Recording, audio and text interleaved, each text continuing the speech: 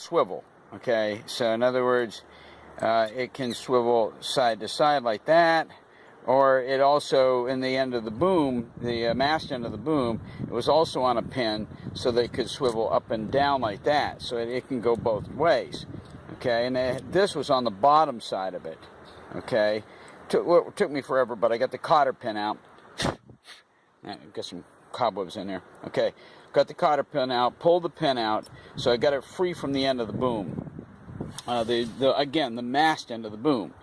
Just one problem. Okay, here I am out on my mast. Okay, and this is what I've got on the mast.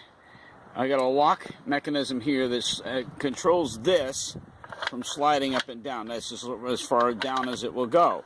Okay, and it slides all the way up to here. Well, here's the bottom of your slide input, and this has got a really expensive, from what I understand, graphite or whatever sail track on it. So, and by the way, my sail has brand new stainless steel slides, or whatever you call them, that go into this track, and it'll obviously work very nicely up and down the mast inside this track. Somebody told me, I guess the guy that owned the boatyard, that this was an expensive track.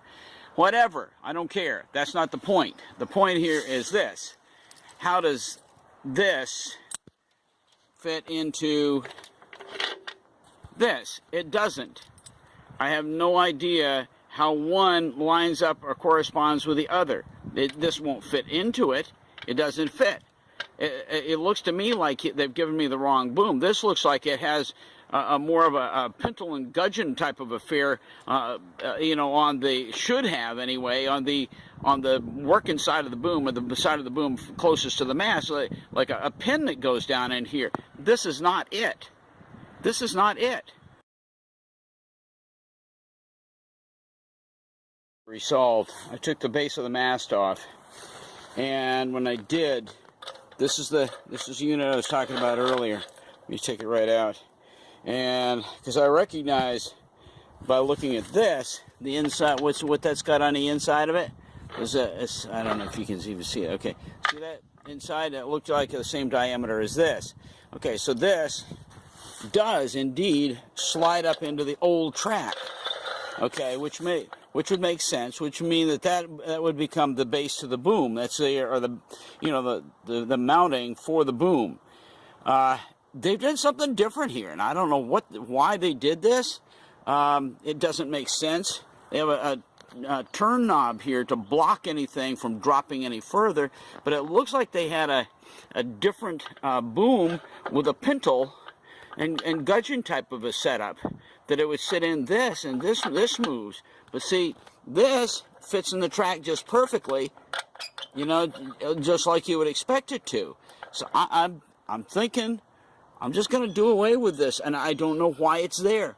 If anybody's got an answer to this, and you guys out on Seafair, if you got an answer to this, let me know. What's really weird about this is that, okay, here, let me get this.